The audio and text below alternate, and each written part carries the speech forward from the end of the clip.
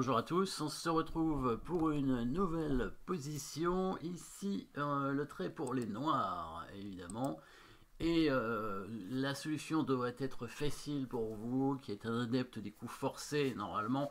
Ça ne devrait pas poser de problème. Qu'est-ce qui se passe dans cette position?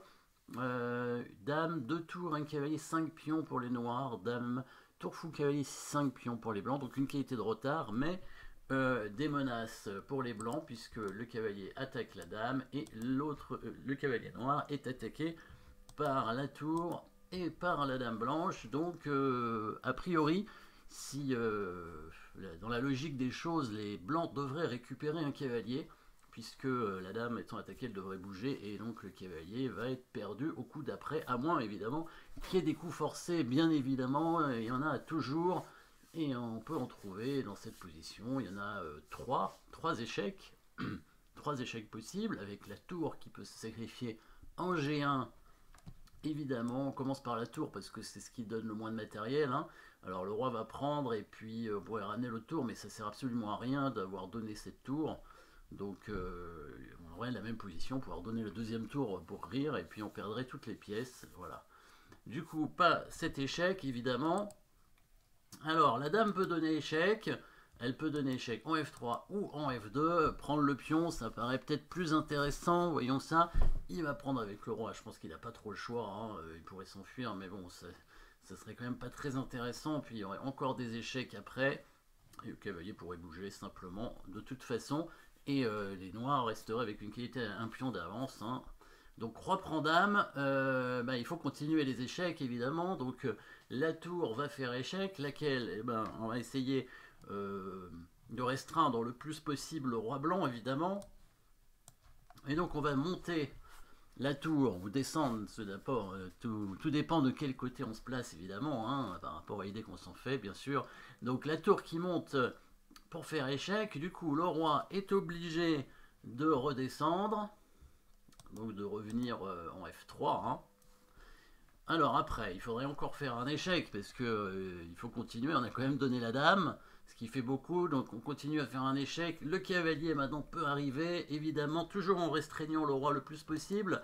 Donc en venant E5, comme ça on contrôle la case en G4, le roi va être obligé de se mettre en F4, hein, pas de choix bien évidemment.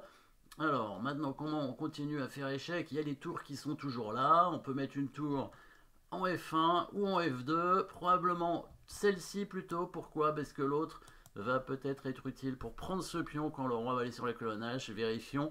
Donc la tour fait échec en F1. Il ne peut pas couvrir. Enfin, il peut, mais s'il couvre, on prend sa tour protégée par le cavalier. Du coup, il va venir en G5 obligatoirement. Voilà, alors là il va falloir continuer cette variante, et absolument, on va absolument pas bouger les pièces évidemment, parce qu'il faut voir toute la variante dans la position de départ. Donc un échec encore ici, sinon on a donné une dame pour rien, hein. Donc il faut absolument voir tout maintenant. C'est maintenant ou jamais qu'il faut voir la position. Donc le roi est venu en G5, on a les deux tours en E2 et en F1, le cavalier en E5. Qu'est-ce qu'il y a comme échec? Le fou contrôle ici, donc on ne peut pas amener la tour. Si on pousse le pion, il y a le cavalier, et pion F6, il y a le cavalier. Par contre, on peut pousser l'autre pour essayer d'attirer le roi sur la colonne H, parce que quand il prend, maintenant, la tour E2 va pouvoir prendre ce pion en faisant échec. Aucune façon pour les blancs de parer l'échec, hein. On ne peut pas couvrir, on ne peut pas prendre la tour. On est obligé de bouger le roi, ils sont obligés de bouger le roi de nouveau en G5, et là la tour va arriver pour donner normalement le mat en H5 protégé par le pion. Évidemment vous avez tout vu, hein, depuis le début sans bouger les pièces. On y va, dame prend pion échec. Donc coup forcé, hein. Finalement l'avantage des échecs c'est que ça force évidemment le coup de l'adversaire. En plus il y a un coup à chaque fois, hein. Il n'y a même pas deux coups. Si au début il n'est pas obligé de prendre la dame, mais s'il ne prend pas la dame, il devrait perdre assez rapidement. On peut simplement bouger le cavalier finalement. On n'est plus obligé de faire des échecs tout le temps, puisqu'on a une qualité, un pion d'avance, on a déjà suffisamment de matériel en plus, mais on pourrait encore continuer à faire des échecs et tenter peut-être de le mater rapidement. Donc il va prendre la dame. C'est bien cette tour-là qui monte pour bloquer le roi le plus possible. Le cavalier qui arrive, toujours une seule case pour le roi. La tour qui vient faire échec, celle-ci et pas l'autre, pour pouvoir conserver la tour 2 afin de prendre ce pion. Ça sert à rien qu'il court avec sa tour. Bon, ça fait retarder d'un coup, quoi. En fait, c'est tout, hein, mais bon. Il y a le cavalier qui défend, donc la tour prendrait tout simplement. Donc le roi vient en G5, et là, petit coup de pion très important pour attirer le roi, toujours en faisant échec évidemment.